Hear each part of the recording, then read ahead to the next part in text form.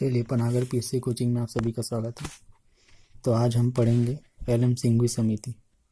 क्या पढ़ेंगे? एल.एम. सिंघवी समिति, जो पंचायती राज का अगला ये पार्ट 2 है। इसके पहले मैं एक पार्ट बता चुका हूँ, उसको आप लोग पढ़िए और सुनिए उसको। लक्ष्मीमल सिंघवी समिति जिसको बोला जाता है, इसको याद रखिए। तो इसमें देखिए, इसमें बताता हूँ। इसमें 1986 में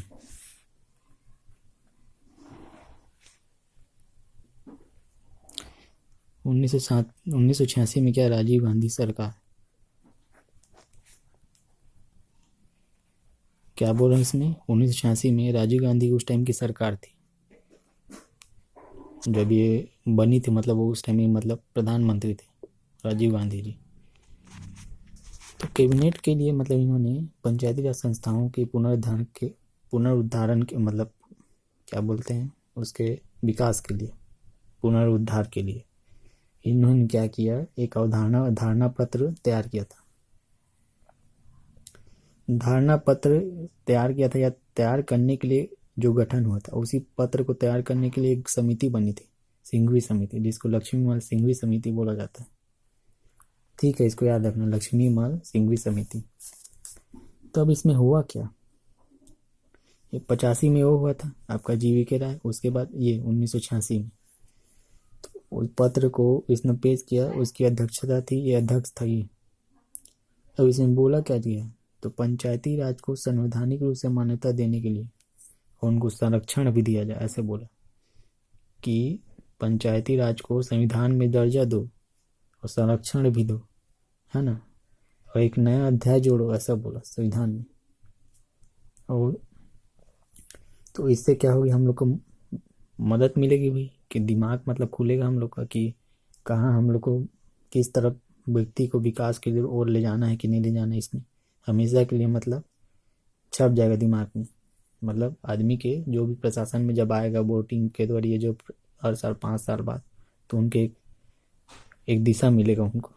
इस सोच के मतलब उन्होंने संवैधानिक उपबंध की सलाह दी थी, और चुनाव भी कराने के लिए उन्होंने क्या किया, पहला तो संवैधानिक बोला था, संवैधानिक उन्होंने बोला था, किसने, अशोक मेहता समिति ने, लेकिन ये उसको संरक्षण भी दो, ऐसा बोला, संरक्षण भी दो और इसमें दर्जा दो भैया, भाग में जोड़ो इसको, ऐसा बोला था।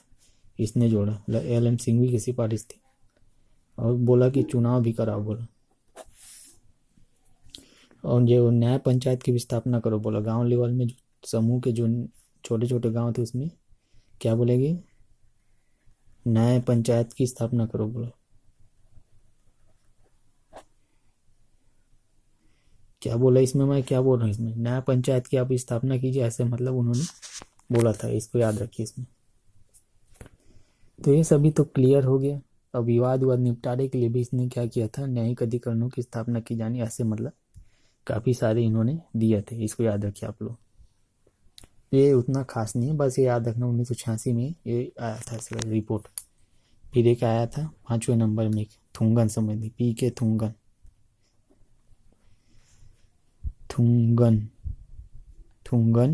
समिति। पी.के. थुंगन ने क्या किया था, ये 1988 में, 2 साल बाद। ये बगल वाला, ये ऊपर वाला बता, 1986 में ये रिपोर्ट, इसका वो गठन हुआ। ये गठन हुआ 1988 में। अध्यक्ष कौन था, ये थुंगन था। तो ये एक सलाहकारी थी, एक सलाहकारी समिति थी, सलाहकारी समिति थी, इसको याद रखना। सलाहकारी समिति थी और एक उप समिति थी।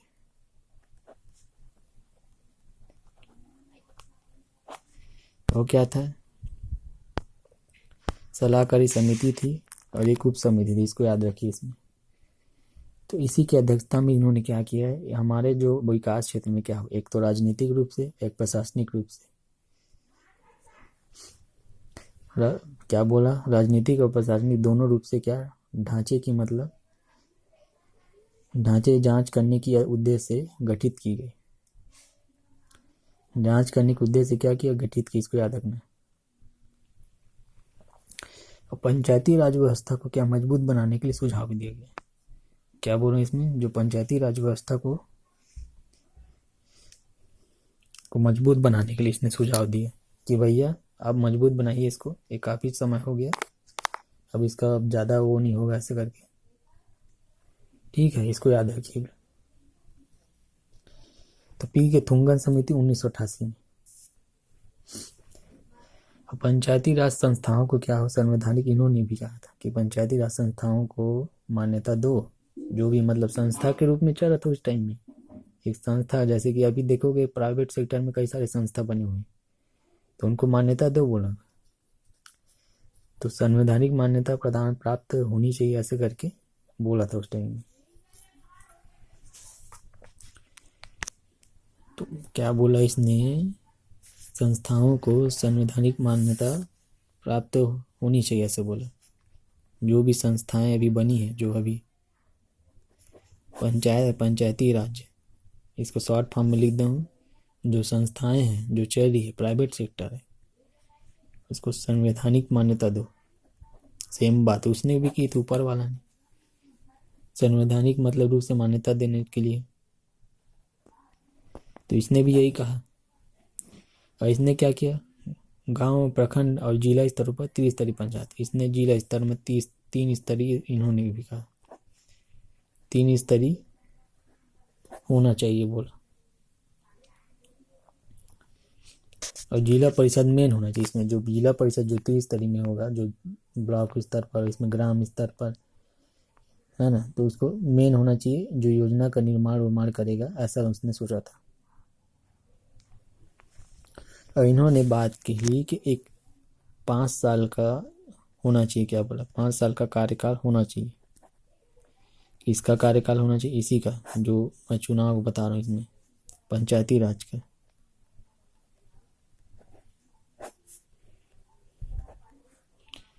पंचायती राज संस्थाओं का क्या बोल रहा हूँ जी इसमें, मैं समझिए मैं जो बोल रहा हूँ इसमें।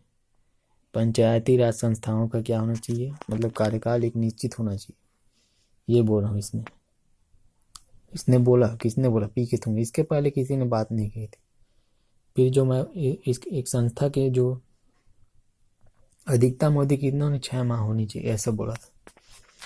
इसकी अधिकतम अवधि कितनी होनी चाहिए, जो चुनाव कर रहे हो, सुपर सत्र एक बोलते, सत्र सॉरी, जो सत्र उतर अगर गठन उठन होगा ना, सत्र के लिए बात की, जो सत्र उतर, जो मानसून सत्र, बजट सत्र, और जो अलग अलग एक और सत्र होता है शीतकालीन सत्र, तो 6 माह से अधिक नहीं होना चाहिए, ऐसा उन्होंने एक अपने प्रस्ताव में मतलब सिफारिशें की थी।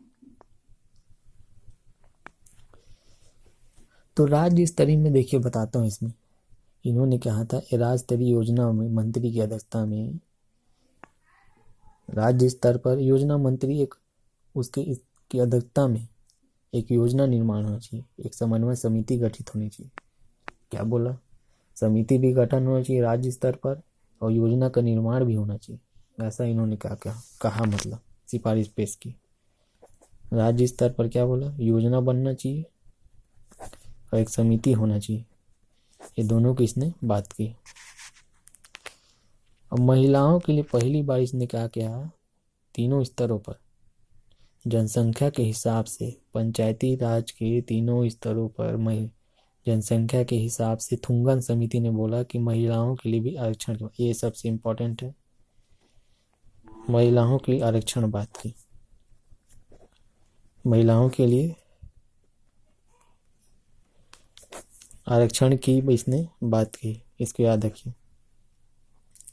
महिलाओं की क्या इसने क्या की, आरक्षण की बात की, इसको याद रखिए। महिलाओं के लिए आरक्षण की इसने बात की, समझे इसमें का मैं जो बोल रहा था इसमें। और भी जनसंख्या के हिसाब से, ऐसा नहीं कि भैया जबरदस्ती जितना भी बटा उटा आधा दे दो पूरा दे दो, ऐसा नहीं, जनसंख्या के हिसाब से, जनसंख्या के हिसाब से उनको आरक्षण सीट मिलना चाहिए महिलाओं को, ऐसा मतलब उनके द्वारा बोला गया। इसी ने बोला कि राज्य वित्त आयोग का मतलब गठन होना चाहिए, हर राज्य में एक होना चाहिए राज्य वित्त आयोग का गठन। राज्य वित्त आयोग का क्या होना चाहिए, गठन होना चाहिए, इसको होना चाहिए। तो इसमें क्या है देखिए, मैं बोलने का मतलब ये है जी कि हर इसने बोला कि राज्य वित्त आयोग का गठन हर स्टेट में होना चाहिए अलग अलग। और उनके जो आयोग बनेंगे ना, जो ये आयोग रहेंगे, ये क्या करेंगे, जो पंचायती राज को वेतन होता है उसको मतलब देंगे, उसकी जो तय करेंगे कितना इनको पैसा देना चाहिए एक साल में। तो पैसा जितना भी उन लोग को दिया जाएगा एक साल का, उसके अकॉर्डिंग उन लोग अपना खर्चा वर्चा लेखा जोखा देखेंगे ऐसा करके। ठीक है, ये चलो हो गया, ज़्यादा नहीं, इतना काफ़ी हो, इम्पोर्टेंट उसमें बता दें, बाकी कोई मतलब अगर मेंस में आता है तो आप लोग लिखिएगा। एक था गाडगिल समिति,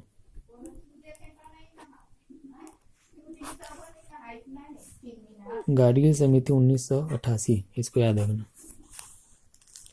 तो गाडगिल की अध्यक्षता में, इसी गाडगिल की अध्यक्षता में एक नीति एवं कार्यक्रम समिति का गठन किया गया था। नीति व कार्यक्रम समिति का गठन किया था।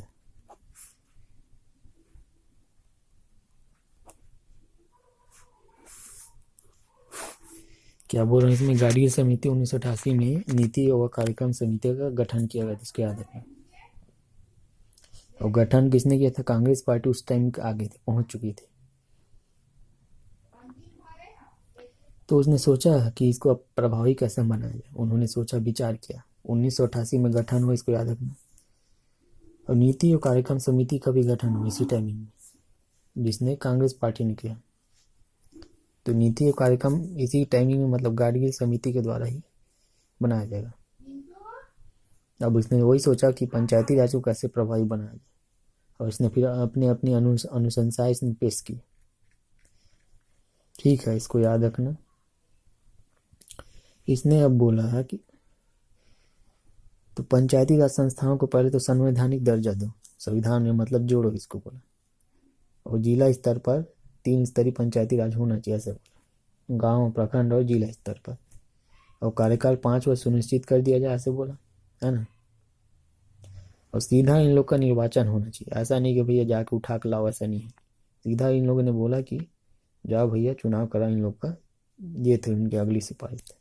सीधा निर्वाचन होना चाहिए, प्रत्यक्ष निर्वाचन होना चाहिए, मतलब जनता द्वारा खुद स्वयं वोट दिया जाएगा, फिर चुना जाएगा। जो अभी वर्तमान में हम लोग करते हैं ग्राम पंचायत लेवल में, जो ग्राम पंचायत हो, जिला और जनपद में, वहाँ वोट डालते हैं हम लोग जाके।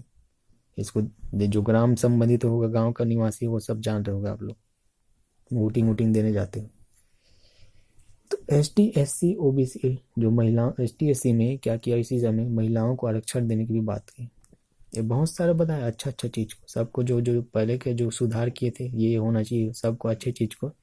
एक गाडगिल समिति, जब कांग्रेस दल आया, इसी टाइमिंग में कांग्रेस का सरकार बना था, उसी टाइमिंग में अब पंचायती राज के बारे में इन्होंने सोचा था, पंचायती राज के बारे में सोचा, और इसको मैं बता रहा हूँ इसमें, ठीक है, समझ में इसमें।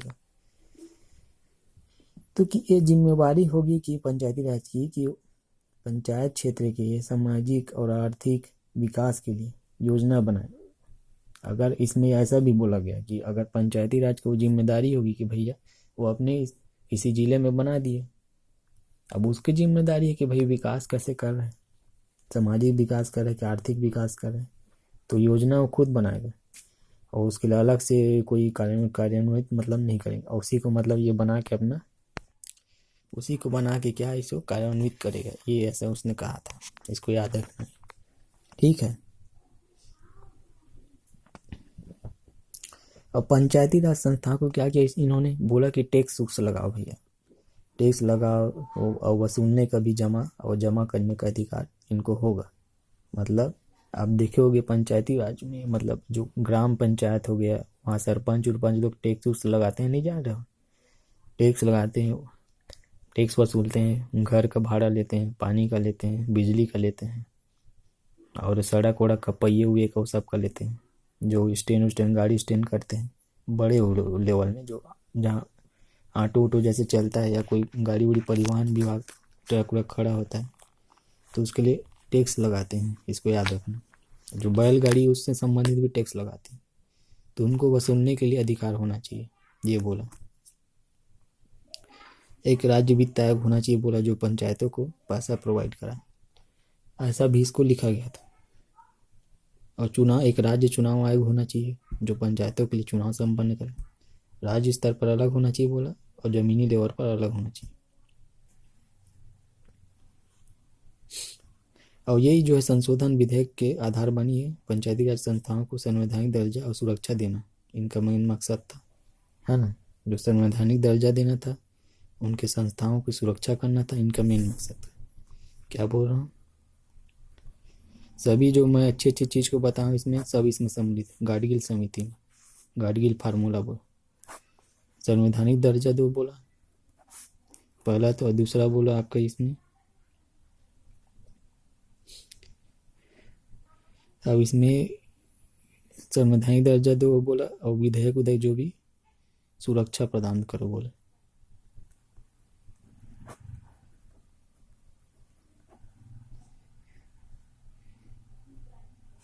सुरक्षा दो ऐसे बोला इसमें, समझे। इसमें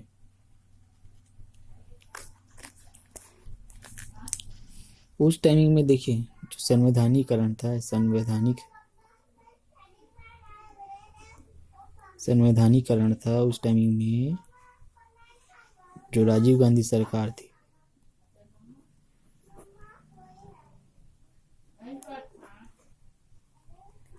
राजीव गांधी सरकार, इसको याद रखना।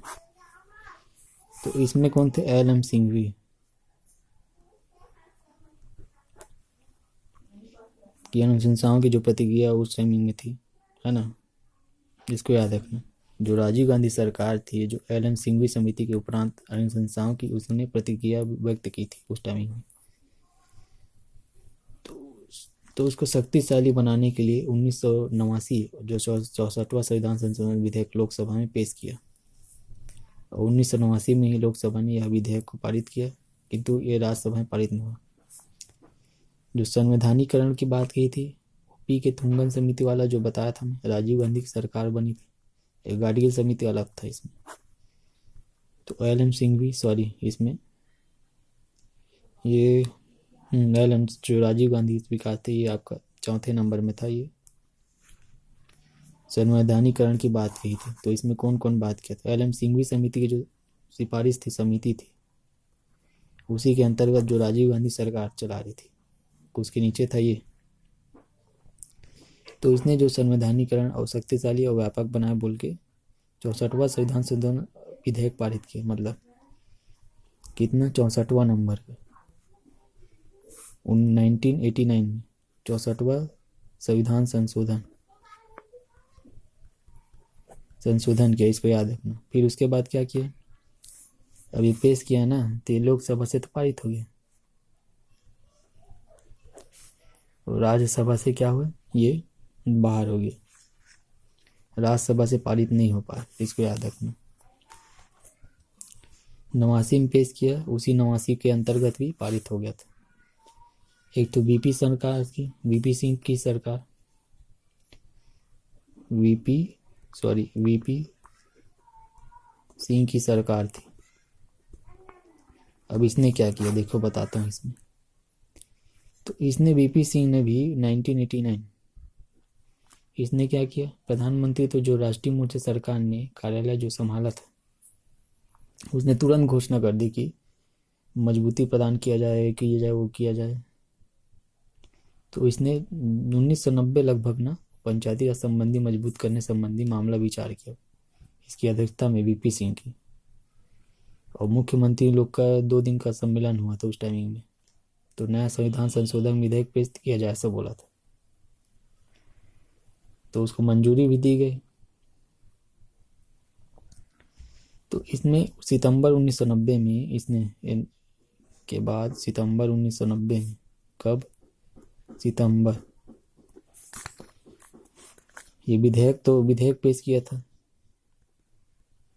क्या किया था, विधेयक पेश किया गया था, विधेयक प्रस्तुत लिखिए, इसमें विधेयक प्रस्तुत किया गया था, इसको याद रखिए। लेकिन सरकार के गिरने के साथ ही विधेयक जो है समाप्त हो गया, सरकार गिर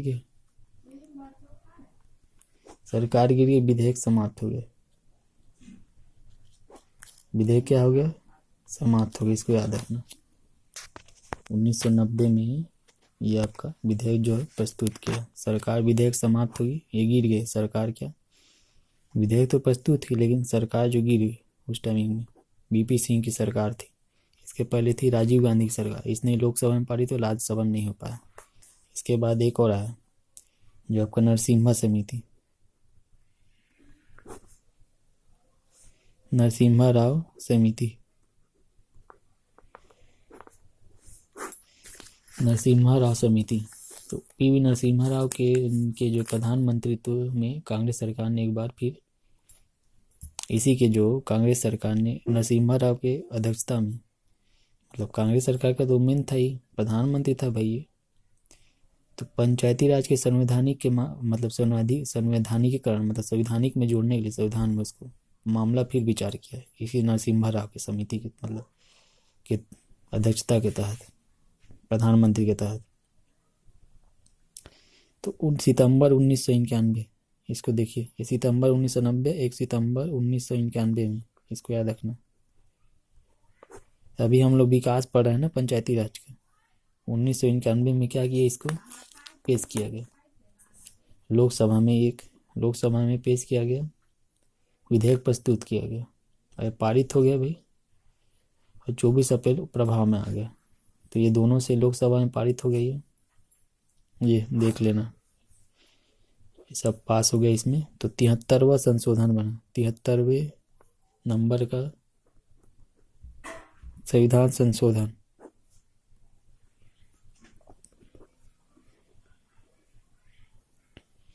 73वें नंबर का संविधान संशोधन एक्ट बना 1992,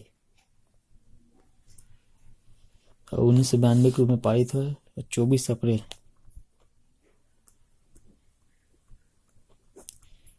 अप्रैल 1993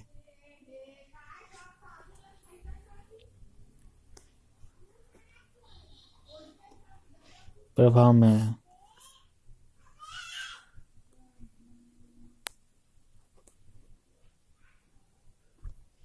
क्या हुआ, प्रभाव में ये आया, इसको याद रखना, ठीक है, इसको याद रखिएगा आप लोग।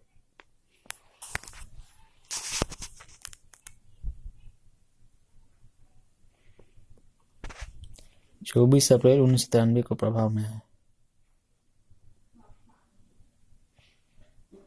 ठीक है, इसको याद रखिए आप लोग, 24 अप्रैल 1993 में।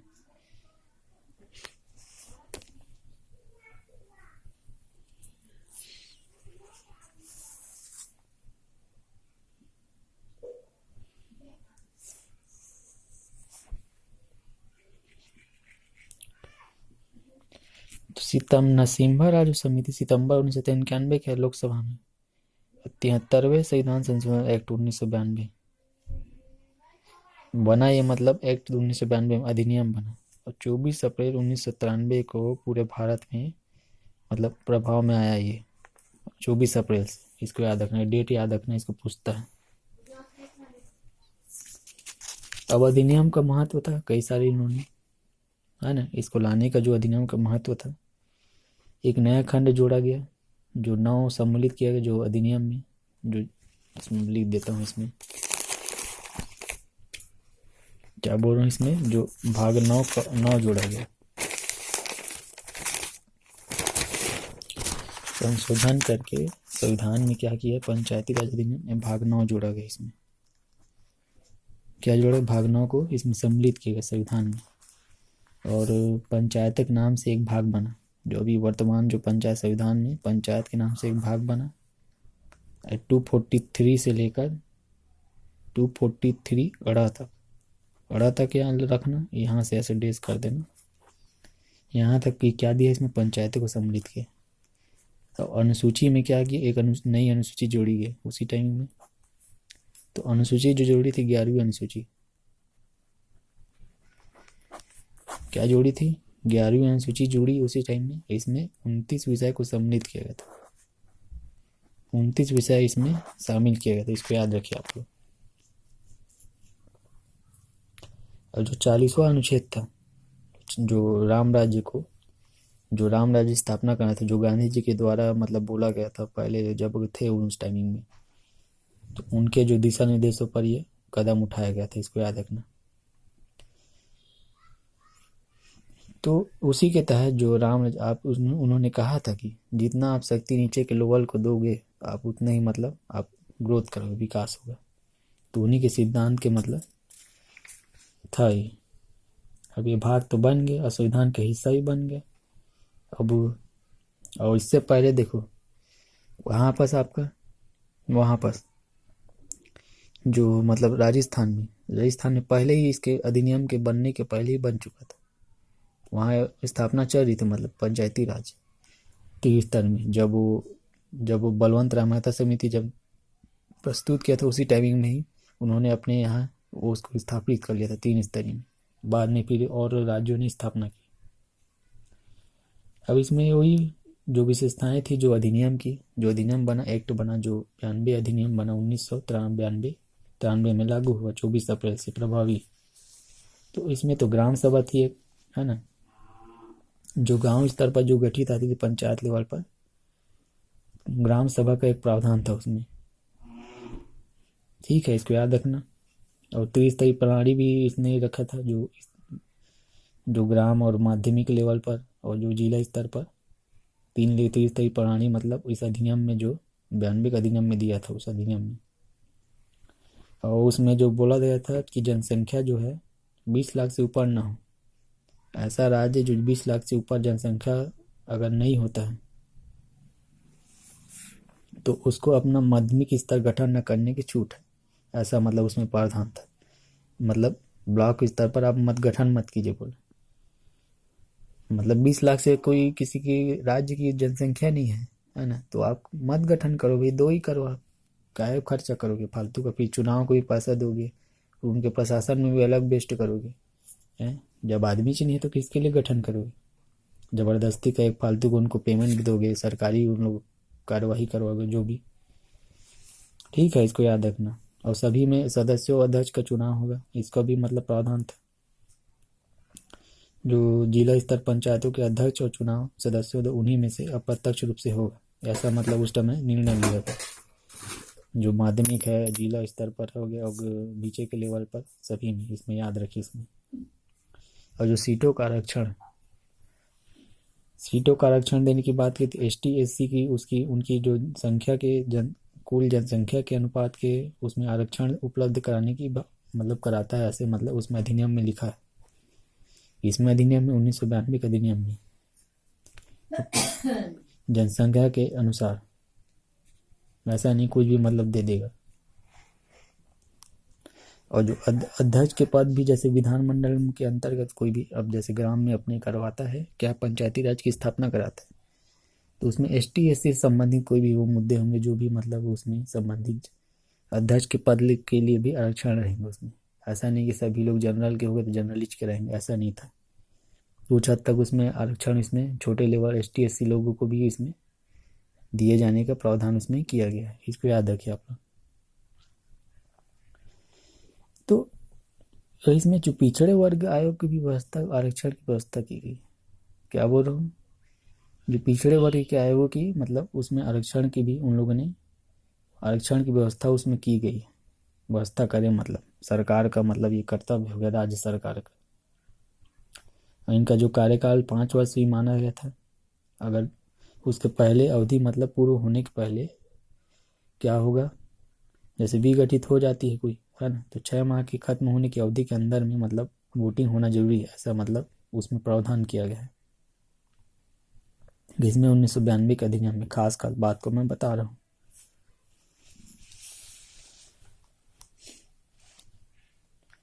जैसे कि किसी का मान लो पंचायत का चुनाव होता है, पंचायत के चुनाव करा रहे हो, है ना, चुनाव करा दिए हम, नहीं मतलब एक कार्यकाल पूरा होने के, अब वो विघटित हो गई, अब भंग हो गई सरकार। अब वो कितना दिन बचा है, लगभग 6 महीने बचा है, तो 6 महीने के लिए चुनाव नहीं होगा, है ना। या पुनर्गठित उसमें चुनाव आवश्यक नहीं होगा। और जो भंग स्थान जो पंचायत है, जो भंग पंचायत हुई है वही शेष अवधि तक रहेंगे, जो मतलब भंग हो चुकी है, विघटित हो चुकी है, उसी को बोलेंगे भैया अभी रहे तू, अभी तू नहीं मत जा बोलेंगे। अभी मतलब पुनर्गठित अभी नहीं हुआ है, अभी कम से कम 6 महीना और बिता लो बोलेंगे उनको। ठीक है, इसको याद रखना, ये सब बातें उसमें दी गई। और लेखा परीक्षण वाला राज्य विधानमंडल पंचायतों के जो है खातों की देखरेख, उनके परीक्षण का प्रावधान भी बना सकता है। जो लेखा परीक्षण अधिकारी होगा, जो भी होगा राज्य विधानमंडल के पंचायतों के, जो पंचायत का पढ़ है तो पंचायत, अगर नगर पालिका का पढ़ेंगे तो नगर पालिका में जाएगा, तो उनकी खातों जो अकाउंट उकाउंट को देख रेख के लिए परीक्षण और प्रावधान मतलब इसमें की बना सकती है कौन, लेखा परीक्षण।